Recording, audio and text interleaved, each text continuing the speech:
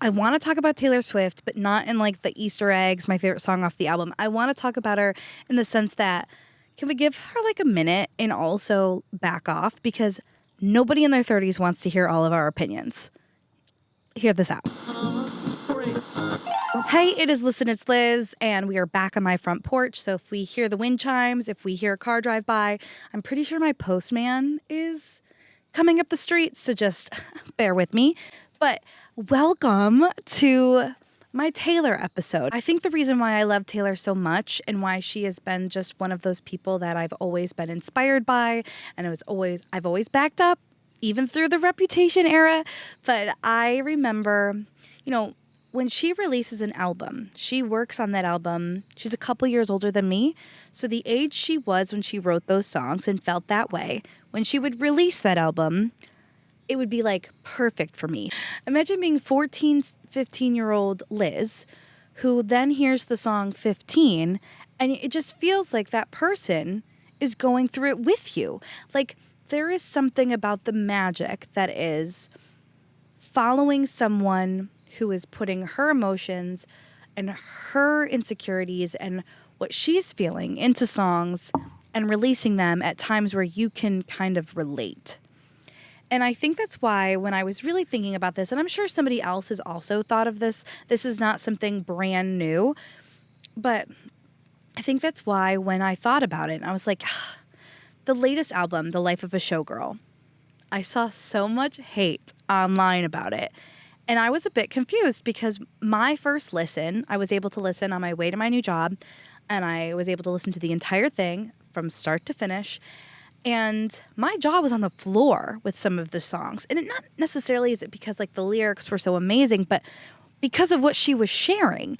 Taylor Swift, although mega pop star, pretty private. And even though some of you are going to be like, oh, she's everywhere, blah, blah. Not really. Okay, we know what she wants us to know about her, number one. Number two, she's always been good about not sharing like into her like interests, I feel like, or what her real dreams are.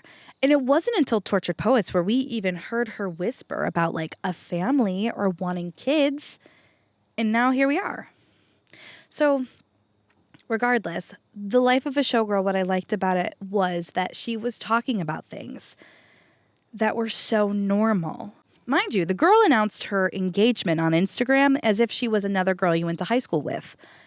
A series of photos, a cute little caption, and it broke the internet, rightfully so, but the engagement was beautiful. To have someone who has that much credibility and interest around her to own those photos, number one, to release them makes it so that none of the tabloids can make money off of the ring photo, this photo. Like she gave us all of the things. When you see an engagement online, you're telling me you don't screenshot immediately and send to the group chat. Grow up. I know you do. I mean, it's what everybody does. So I think it's impressive that she did that herself. I think this album, in my opinion, I feel like this latest album, she's happy. She's happy and she's in her like mid 30s. And she does not care about a single opinion of any of us. And rightfully so. And you know what I also can relate to? Being 32 and starting not to care about the opinions of other people.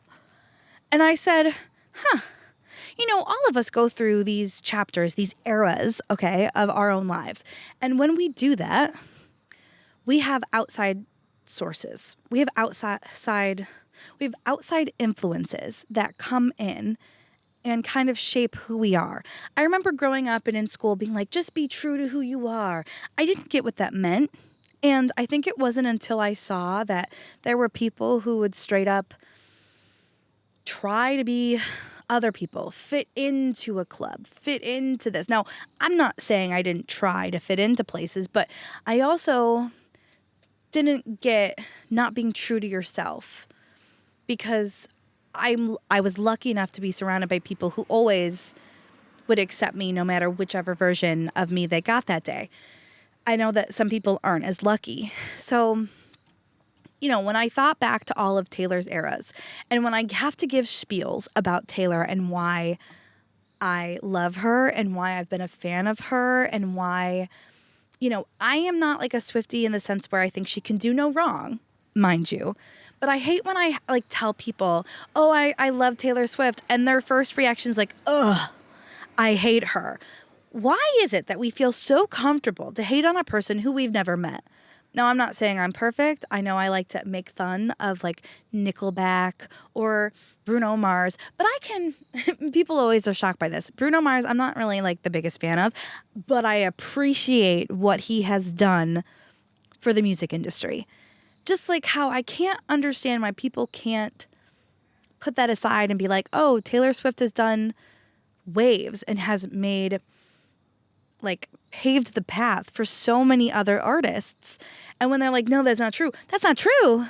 The girl has raised concern and raised issues with the fact of contracts and how artists don't own the rights to their own music. She actually went up and against Apple Music when they said that they weren't going to give any kind of rights or revenue to indie artists because they didn't have a label supporting them. And she said, no, if they wrote that song and people are listening to it, they deserve to get the money from it. And I think that's what is so crazy to me. Taylor Swift has always stood up on more than just like tears on her guitar. The girl has been a business person since the beginning. So Taylor Swift, she's just like us. This is what I was thinking. I have a lot of time in the car now to drive around and think about it. And I was like, the girl has been working in Nashville on Music Row since I think it was like 12, 13. She got a deal to write songs. So when she was super green, before she had any other influences that were coming in, and I want to say right around that time frame, preteen, you start to really recognize what people are saying about you, how people are acting around you, how you should be acting. You start to get a little bit more self-conscious. When you're a kid, life is great, right? You run around. There's no concerns. You're not afraid of anything. And I feel like as we get older, obviously, we are more aware of the things that could go wrong, more aware of times where we could get hurt. And I think we, take a step back, write a pro-con list and all that jazz. But Taylor Swift goes off and she gets this record deal where she is writing songs for other people. So she's aware already of what the music execs are looking for. Number one, what seemed to work, what happened. So when she gets debut and she's able to put out her first country album, the girl does what a business person would do. And she made sure to make it make sense. Our song, Tim McGraw, Should Have Said No. The girl had songs on there that just fed into country radio, in my so humble opinion. And I remember falling for her then, but being sold this idea that she was just some innocent high schooler bimbo who happened to be on tour with Rascal Flatts. I don't understand how we got there, but we did. And when Love Story came out on Fearless, that was really when she became household name, right? Love Story skyrocketed. It broke records. It crossed over to pop. It was huge. And she wrote that song in 20 minutes on her bedroom floor. It was the go-to story about that. And people wanted to diminish what she created by saying, yeah, but on Fearless, you had a lot of co-writers and, that kind of makes it seem like she's not really a writer. She's just a young girl who writes a couple songs and then somebody else does the rest of the work. Now, imagine you're 18 and you hear that. Well, number one, F you, right?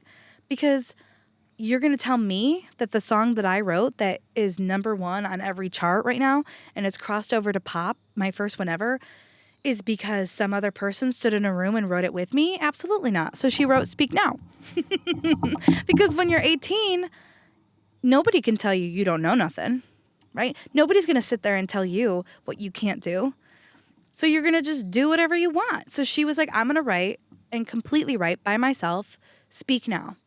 And I think that's why I'll always be a Speak Now girl, because I was so proud of her when she put that album out and she went and did the interviews and she said, I wrote every single song. This is all me. The producers came in and helped and did that, but the lyrics were all her. And I remember being so inspired myself to learn guitar, to write my own songs, to be my own artist.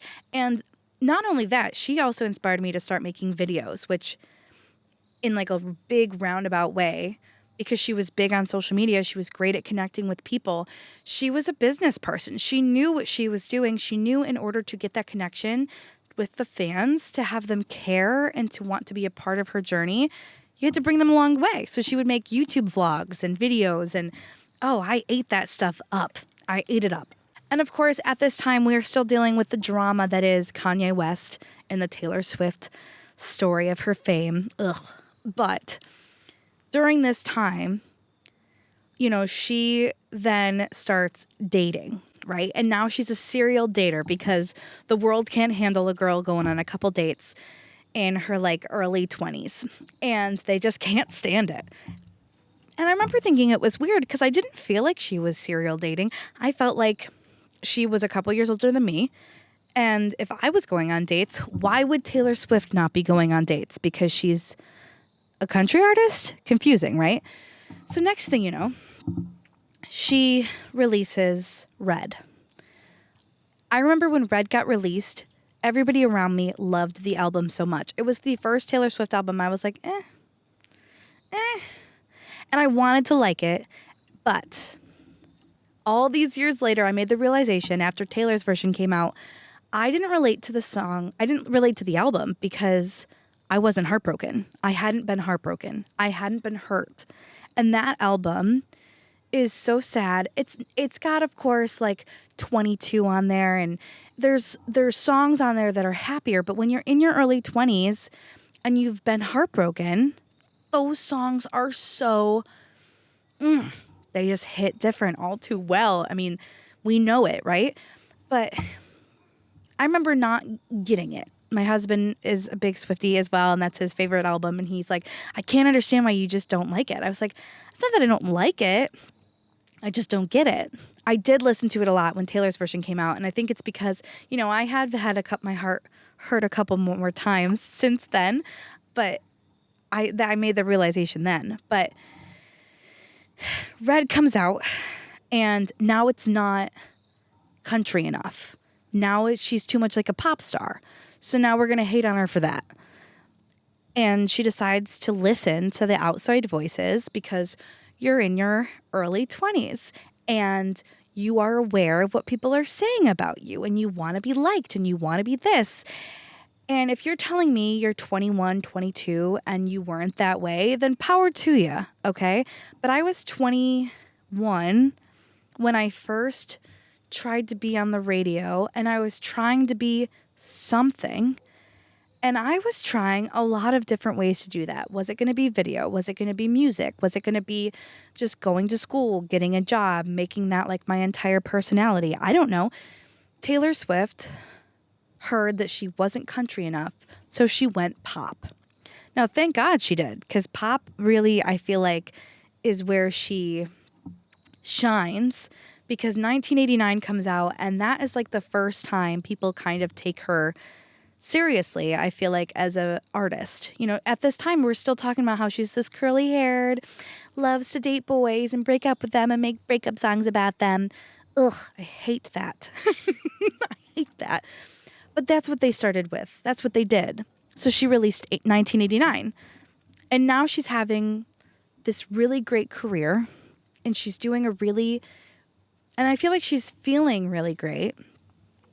But at the same time, you're young. She was like mid-20s when 1989 came out. And she's talked about this before, where she struggled with, she was insecure. She had an eating disorder. She was trying her best to be liked by everybody. I mean, she had this huge campaign against her when like Kanye and Kim and Justin Bieber and Scooter Braun and like the things we didn't know that were going on behind the scenes. The label in which she put all of her energy into, that she helped build up with Scott Bruschetta, they were keeping her music from her. They were telling her, you're not going to own your masters. We aren't going to let you do this. You have this many more albums in your contracts. And so when she started really talking about the contract thing and like reading it and having legal representation and making sure that you're not signing your life away. I mean, it was not just the music, it was the music videos, it was the lyrics, it was the rights, it was everything. And imagine your 24, 25-year-old self. You're told that now all of the work that you've just done for the last 10 years isn't yours. I could imagine why Reputation came out, okay? So Reputation comes out, which I still say is like one of my absolute favorite albums. It came out in a time where I really needed that album. But Look What You Made Me Do was the single that went first. And I remember thinking, this is such a dumb song. I think I've always thought that Taylor's radio singles have been odd choices. I know people are going to hate me for this. I hate the song Shake It Off. I don't like, I didn't like Look What You Made Me Do until I could relate to it. And then once I could relate to it, that song just hits different. And I guess too, when you need a song like Shake It Off to get everybody dancing, that also hits different, does it not? Reputation, when it came out, it was viewed as one of her worst albums yet. And I remember thinking, I don't know why people are so against it. And, there's that scene where she's like, I just have to make a better album. She's bummed, she's hurt. And it didn't matter to me. I went to the Reputation Stadium tour and I had a blast. Let me tell you, we got engaged after that show. And Reputation will always hold a very special place in my heart. And during Reputation, she found love. And I was really happy about her relationship with Joe in the beginning, because what I liked about Joe was that he seemed to really want to protect her. They were really quiet about their relationship. They didn't try to... They weren't on social media. Like, he really didn't want to deal or be a part of the Taylor Swift insanity, which is also why I feel like it didn't work out. If you were lucky enough to find the love of your life when you were in high school or your early 20s, then maybe, you don't necessarily understand. I was lucky and I found my husband early on, but I could see when you're hitting 24, 25, 26, and you're watching the people around you start to do things that you're not doing. They're getting engaged. They're having babies. They're buying houses. In your late 20s, there are so many different kinds of late 20s. I feel like there are the full-fledged adults who are like have 2 or 3 kids, are trying and doing the whole family thing fantastic. Those that are climbing the corporate ladder or just out and about, still showing up at like the hometown bars. Like, I am not mad about whatever way that you went, but I could see why Taylor Swift, someone who has all of these amazing things, but at the end of the day doesn't have anybody to go home to or share them with, would find someone like Joe, who I think did love Taylor, but I think because he wasn't willing to take all of her. I mean, you're dating Taylor Swift. Hello? Like, you're going to have to be photographed. I'm sorry. Like, it's not something that you can just, like, ignore. Or if you think that, like, she isn't going to be a big deal if you bring her onto a red carpet for your movie, I'm sorry to say, that's the person who you supposedly love. It shouldn't bother you. Regardless, we have said thank you next. But I remember thinking that I thought it was nice that Joe wanted to keep her a secret. And then now, as I get older, I'm like, ooh, no, maybe not. I like to keep things private. But at the same time, I share some. Like, I can appreciate wanting to have a private life, which I think Taylor has successfully learned how to do that. But we'll get into that. So she releases Lover, where she's a little bit happier. It's her 6th album. It's the first one. It's her 7th album. It's the first one that she owns. And this is huge. And this starts the conversation of re-recordings, what she's going to do. But at the same time, she's having family stuff. Her mom is sick. She's not going to go on tour. She's going to do these festivals. And then what happens? The world shuts down. COVID hit, pandemic, we're quarantined. We're all quarantined. And I feel like for most of us, as we went into quarantine, I still feel for those who were in their early 20s or those who were graduating from high school who had to go through that and didn't get like the normal version of what it would be. But with every chapter of your life, you go through these things, and there are the outside influences that come through and kind of shape you to who you are and what you're going to be and how you're going to get there. And Taylor, being in her late 20s, early 30s, is now quarantined and is kind of like, well, I don't have to tour anything because there's no shows to be had. I can go and record songs right now. Why don't I just create stuff with my friends and like do what I've always loved, but not have to worry about like the business side of things? And that's when we got Folklore and Evermore, which for some Swifties, her best work, hands down. They're not necessarily my cup of tea. They are when I want to have like relaxing music and I'm like in the zone and I'm working. But like, I don't try to listen. It was like, at first I said, this is different for Taylor, but it was lyrically some of her best work. And I think she was really able to have fun and fall in love again with music after going through the insanity, which was not owning it and making music where it was like radio friendly. It was music exec friendly. It was what people thought she should be or who she should be. And this was just like music that she wanted to make because there were no other stuff. And I think like my later 20s, my early 30s, which is where I am now. Yeah, I want to do things for me. I want to do things that are for me and benefiting me. So why would I not do that? And, Midnights comes out, and that was another one of those albums that when I first listened to it, I didn't necessarily get it. I now think it's a work of art, but again, it took a minute. But you didn't see me go to the internet and immediately start hating on it because that's what everybody else did with Life of a Showgirl, which got me feeling this way about it. But I just think that people are so quick to judge because they want her to stay in this box. They want her to stay as this version of them. But like, you change. We all change. We all can't be the same person we were when we were 21. And God, I would hope I wasn't the same person I was when I was 21.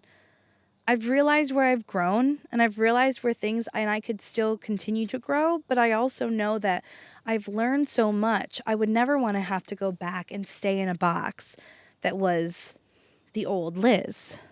She can't come to the phone right now because she's dead. Dead inside. Dead inside. No, I just... Tortured Poets Department comes out. Our girl is heartbroken. We know that, right? But she's found Travis. We're feeling good. The Eras tour. We're on cloud nine. We're we have this mix of emotions, but we're also in our early 30s. And we've got pressure on us from every direction. I mean, she's going to stadiums, selling them out for 3, 4, 5 nights in a row.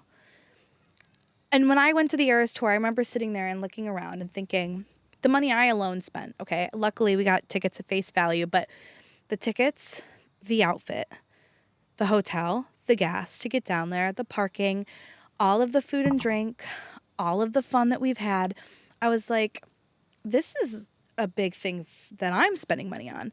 And then you times that by however many seats are in that audience. And some of people are spending way more than what I spent. And then I looked at like all of the tractor trailers and all of the people who work inside the stadiums, those selling the food, those checking us in, the security guards, her crew, everything. And I'm like, this is all based off of one girl who, because she sang our song all those years ago that I continue to follow, one girl is what's stirring all of this economy, like stirring so much money to come into these cities that she's performing, creating these amazing atmospheres for people and community to come together. Hello, the pressure of that. And then, like, they've got the celebrity tents and the special guests and the this and that. And it's, imagine doing all of that and still being as young as she is. Because, I think towards the end there, one of the stadiums made a huge friendship bracelet specifically just to make it so the stadium had its own friendship bracelet, and then they shared it with the next one. And I just think that that's amazing. And my one coworker that, we were talking, does not necessarily like Taylor Swift, can appreciate who she is. And most of the time I am spitting this knowledge at him because I'm like, no, she is more than just a girl who sings about boys. Um, but I remember Life of a Showgirl got announced, and what all of the brands did, they jumped on it, right? Right now, Taylor Swift can make you money, no matter if it's a slogan on a shirt, no matter if it's a friendship bracelet kit, no matter if it's just her name mentioning, if you're going to have a Taylor Swift themed party, whatever it is, Taylor Swift can make you money. So when brands saw the announcement, everybody went teal and orange, right? I saw it for Scrub Daddy. I saw it for Dunkin'. I saw it for like so many amazing people jumped right on board, as they rightfully should. And the next day, I was in the office, and my coworker goes, yeah, she's a brilliant marketer. And I go, what do you mean? And he was like, well, I mean, it must have cost a pretty penny, but brilliant marketing. And I said, do you think she paid for that? And he said, yeah. Do you think no, she didn't pay for that. And he goes, what are you talking? I go, those are smart social media people representing brands that are on top of the trends and know that that's going to go viral, know that that's going to get likes and interactions. And no, she didn't pay for that. And he was amazed. He was like, wow, she just has the power to do that? Yes, because she is Taylor Swift. I remember when Tortured Poets came out, and I was thinking in my head, like, our girl is sad. I had another coworker say that, like, her and her, I think 10 years old he was at the time, they listened to it and they didn't like it. And I was like, well, like, gosh, I would hope not. The album is terrible for, like, your age demo. It's for those who've been absolutely heartbroken. It was probably, Tortured Poets Apartment was one of the top albums, the newer ones for me personally. And I just think it's because, one, I love a good sad song, but I just felt like she had such an array of music in that album where it was really sad, heartbroken. She talked about wanting to get married and have kids, which she'd never done before. And then she also had, like, I Can Do It With a Broken Heart. Like, it was just, she's having the time of her life, but also is so confused. And I feel like early 30s, that makes sense. But now she is a showgirl, right? So Life of a Showgirl comes out. I listen to it alone. I text my cousin. I'm loving it. Okay, I'm loving it. Text my younger cousin, and I was like, hey, what do we think? She goes, oh, I hate it. And it took me a second. I said, I'm sorry, what did you say? And she goes, oh, no, I hate it. And I thought to myself, well, that's wild. That can't be. Can that be everybody? No way. I liked it. So does everybody hate it? And then I saw the rest of the world have comments on it. And yeah, everybody else hated it too. And I was really confused. Now, not everybody, because obviously there were a handful of us that did, in fact, like it. But, I saw a lot of really great posts about this album. And I think my favorite was, because Wishlist is probably one of my favorites on the album, she talks about just wanting to have kids and a house with a basketball hoop. And somebody shared up, like, isn't it crazy to think that there is a billionaire pop star who wants my life? And it's just her and her family sitting outside eating dinner. And I'm like, gosh, at the end of the day, isn't that all that we want? Like, we just want to have people who love us. Some of us want to have kids. Some of us want to have cats. Some of us want to have dogs. And that's the whole point of the song. The whole point of the song is that she's like, some people want to be pop stars or influencers or whatever it is. And I hope that they get that, because all I want is you. And God, I loved it. And I wonder if it's because, she's in her like mid 30s now. She is about to get married. She is, I think going to maybe retire. I don't know how you top the Eras Tour. Like, I feel like you can't do a showgirl tour. Can you? I mean, I just don't think so. I feel like, she might be done with touring. I think I don't necessarily think this is going to be her last album, but I don't think, like, if that is what she wants and to be left alone, like the song says, I think that's what she's going to do because she does not care. And I think that's what this album meant to me. She does not care what you want. My program director from the radio station's like, I just want another Shake It Off. She doesn't care that you want that. I saw somebody else complaining on Facebook that they're mad that it wasn't kid friendly because she swears in it. She doesn't care because she's in her 30s and she's not making music for kids. She's making albums for herself. She's making music that speaks to her because that's what she started to do post-COVID. I think that people were like, how can this be the same person who wrote all these other lyrics to say bad bitch or savage? She's written insane songs before, okay? I don't want to bring up Me and Shake It Off again, but I'm gonna, right? She can't be a tortured poet for forever. We wouldn't want her to be because that would be bad. But I think, like, if you take your life and you look at it as eras, people always say your 30s are the best years of your life and the 40s are even better.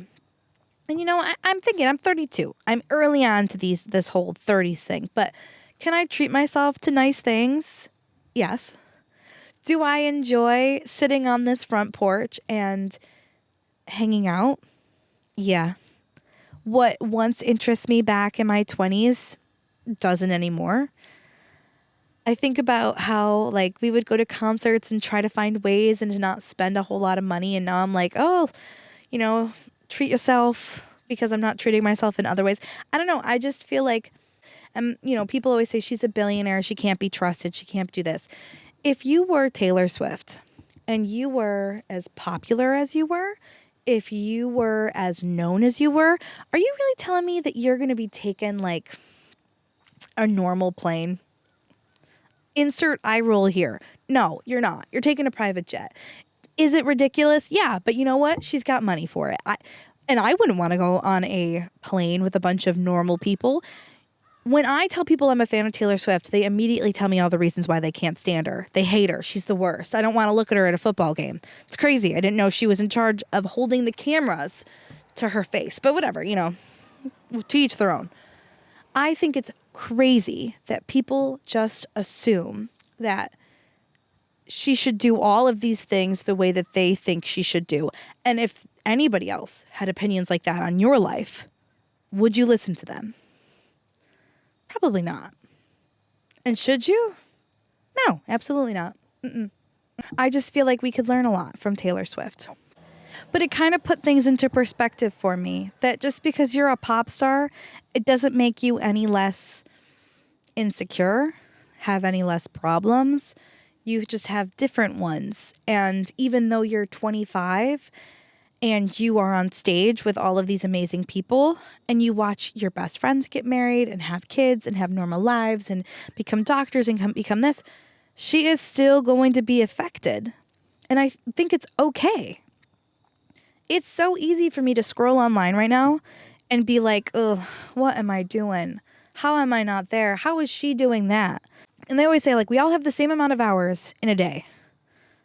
How you choose to use them is up to you.